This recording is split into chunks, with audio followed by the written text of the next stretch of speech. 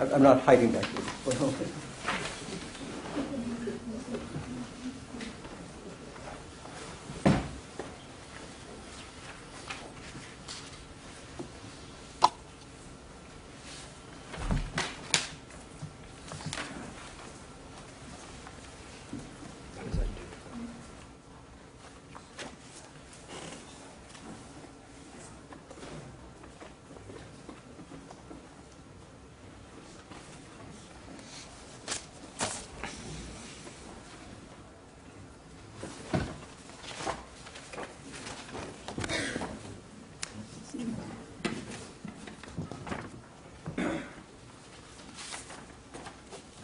Thank you. I have my notes, including my notes of the analysis by the coroner. I appreciate the moment to find that. I appreciate it. Look. Glad to. And you have discovered that they did not do that analysis. That is correct. They did not look at the urine lorazepam. So the only number that I have for that was measured at your request by Pacific Toxicology. Okay. And I take it, based on those numbers, you have done an analysis and gone backwards to determine possible dosing regimens as a result?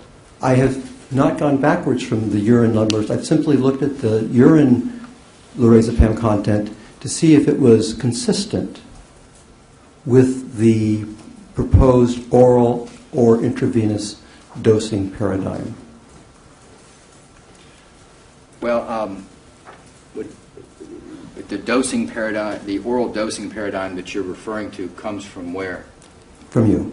Oh, that Michael Jackson might have swallowed lorazepam? Correct. In any particular amount? The 16, I looked at the projection of the urine lorazepam glucuronide content, both for swallowing 16 milligrams at 8 hours, at 8 o'clock in the morning, and swallowing 16 milligrams at 10 o'clock in the morning.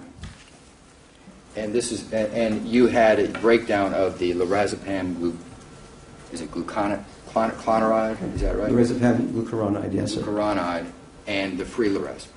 Is that right? No, it's all glucuronide. In the urine, 99.5% should be the glucuronide metabolite. You had said in your direct examination that 25%, first of all, it all goes into the liver from the stomach, right? Correct.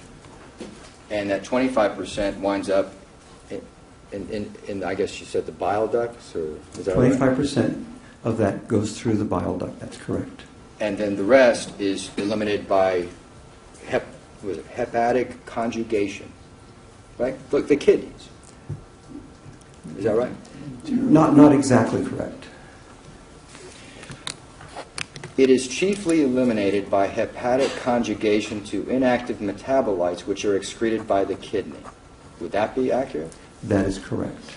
A glucuronide conjugate accounts for about 50% of the administered dose. Is that accurate?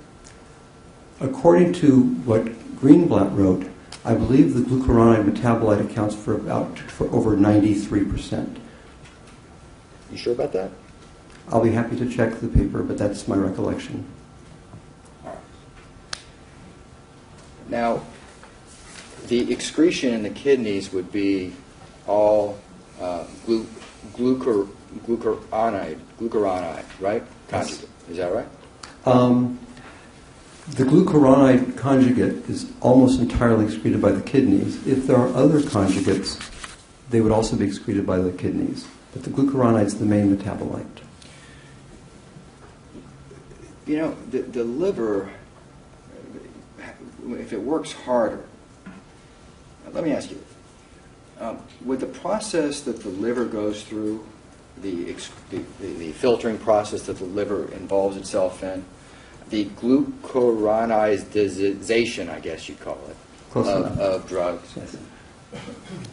would that be affected by the process of having to metabolize more than one drug?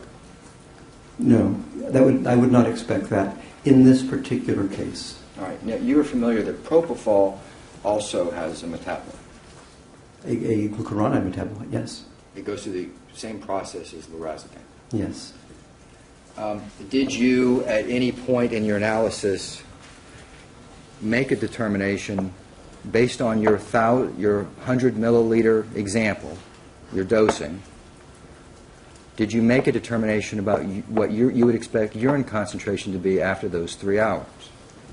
Of Well, let me show you your hypothetical. Can I see the 100 milliliter, please?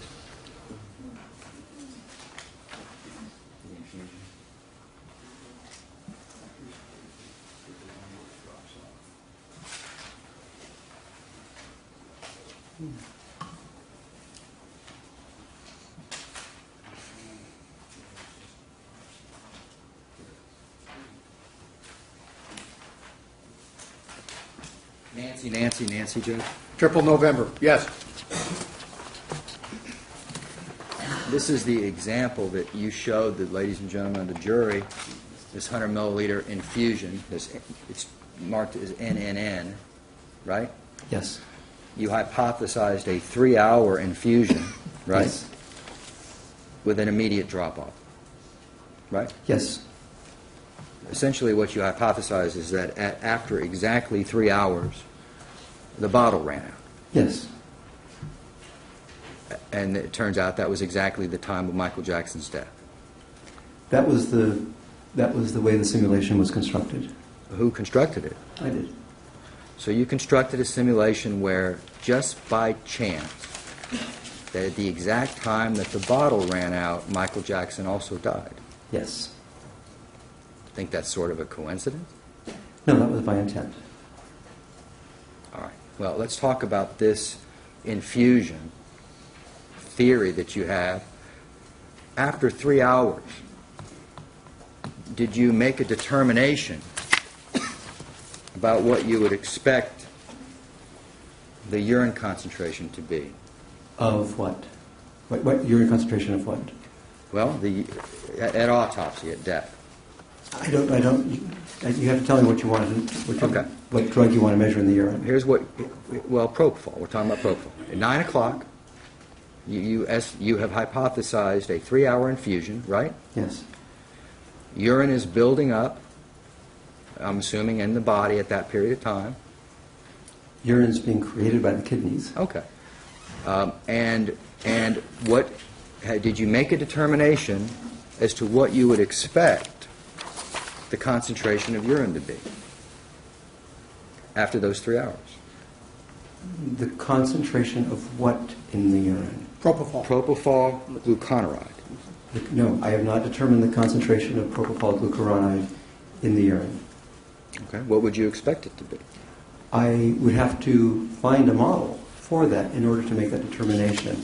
I wouldn't know on first principles. I'd actually have to find a model of propofol glucuronide in the urine to make that determination. I suggested that glucuronide conjugate accounts for about 50% of the administered dose. Of lorazepam, as I understand your question. Hepatic conjugation. You suggested that it is flushed out into the urine at about 90% propofol. May I request a clarification? Sure. Are we talking about propofol or are we talking about lorazepam? Propofol. Okay, my comment about 90% was referring to lorazepam. I don't know the number for propofol. All right. Well, is there any way for you to quickly find out? For instance, if I were to provide you the FDA insert, would that help? Well, if you have it on the FDA insert, I'd be happy to look at it. All right.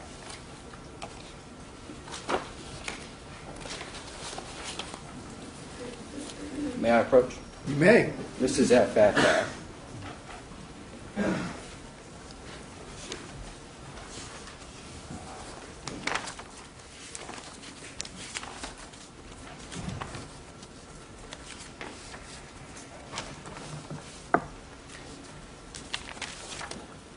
Okay, so the FDA insert says a glucuronide conjugate accounts for about 50% of the administered dose for propofol. So we're all clear. I think it's triple F. It's not FF. oh, it's triple F. That's right. How much would you expect to be eliminated? Propofol would you expect to be eliminated into the urine? I would expect it is a relatively more difficult question to answer because a fair amount of that will first go into the bile. And the question about how much of this is eliminated in the bile, as opposed to how much of this is eliminated in the urine, I can't tell from this 50%. So to answer the question would require a little bit of research.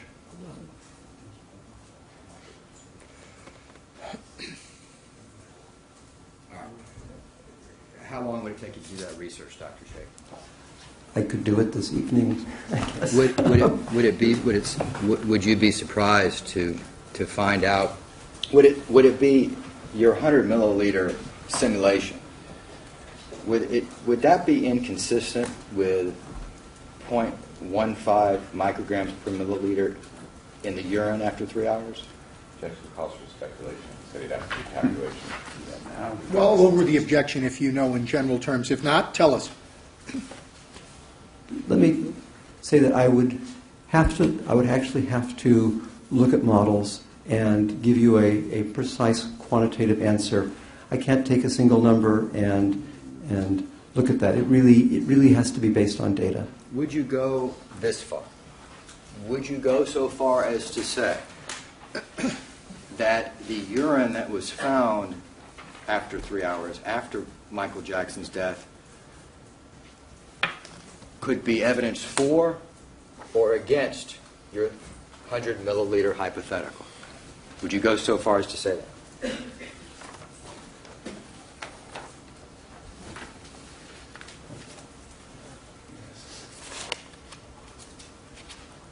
Even there, without actually having, I don't have a model in my head for propofol glucuronide in the urine, nor do I even know if most of it goes into the urine or most goes into the bile.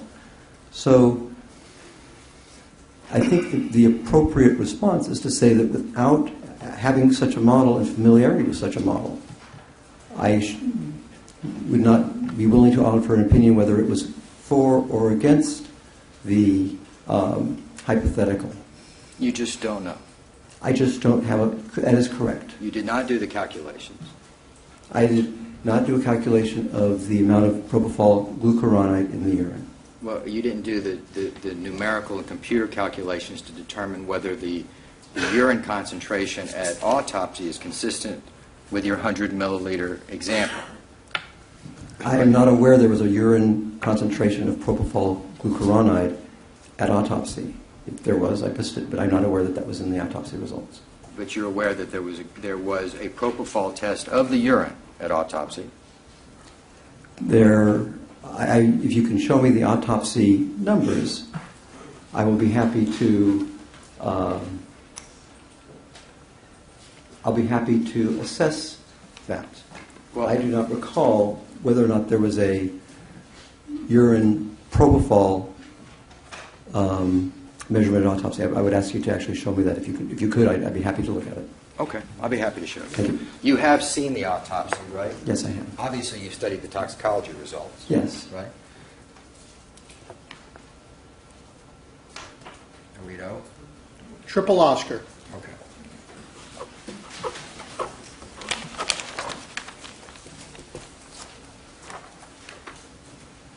Triple O is the summary of positive toxicological findings. You have seen this, Dr. Shafer? That is correct. I have seen this. Thank you. You know that there were actually 2 urine samples that were tested, right? Yes, I'm aware of that. And one of them was urine that was on the chair in Michael Jackson's residence, right? I don't know where it was found. Okay. But you know that at least one of the urine samples was autopsy urine. Taken from the bladder at autopsy, yes. During autopsy. So let me ask you,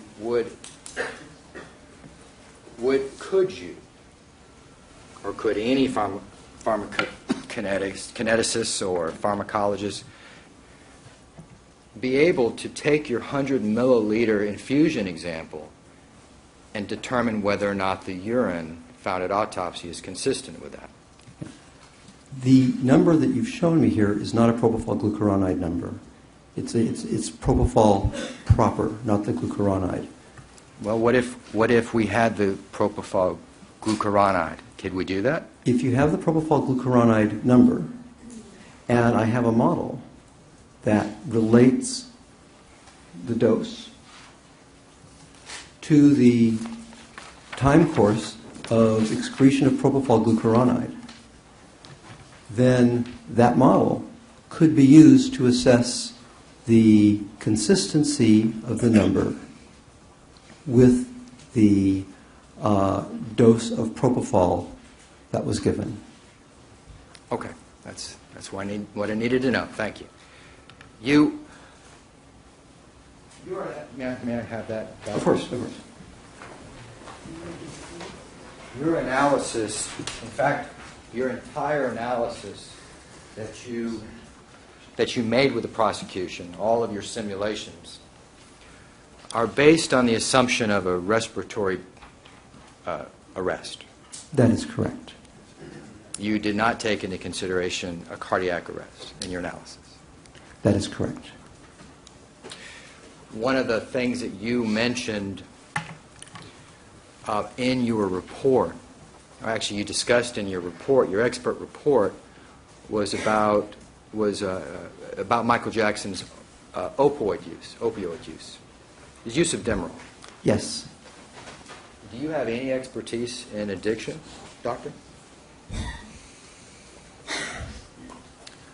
No. Have you written at all about addiction or withdrawal or treatment or detox, anything at all? No. But you decided to venture an opinion in your report about Michael Jackson's Demerol use? I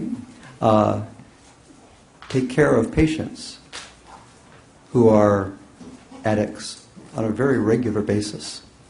And as a trained physician, I've certainly also cared for patients with various types of addiction on a regular basis.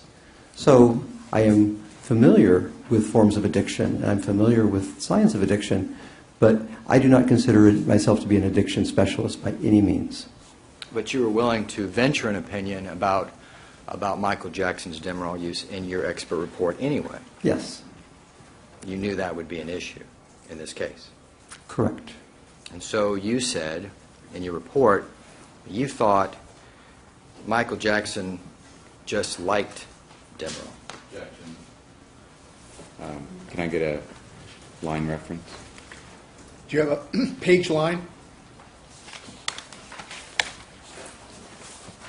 Talking about the report prepared by Dr. Shafer, Mr. Chernow? Yes, Judge. Do you have it? Unless Dr. Shafer has it. I have it here, sir.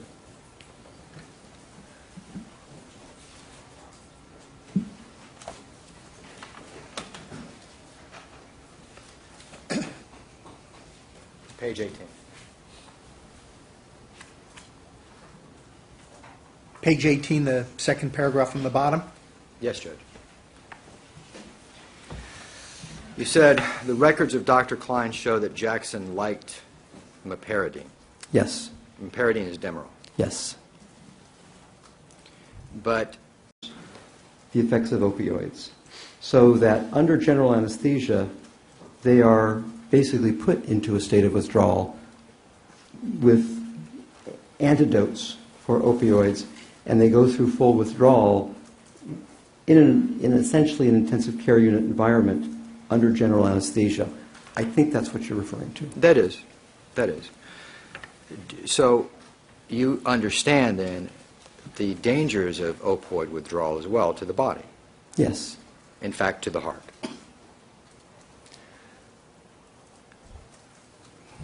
Yes, there are dangers to most organ. There are dangers to numerous organ systems from opioid withdrawal.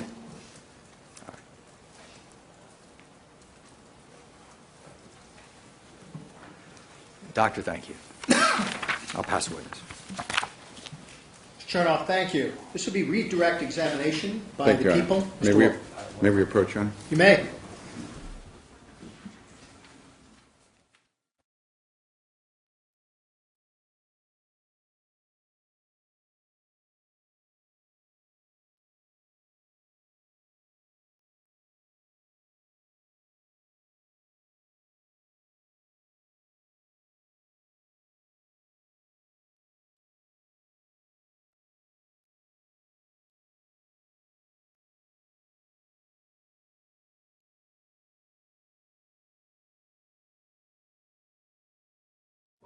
So we're going to take a little earlier than usual break.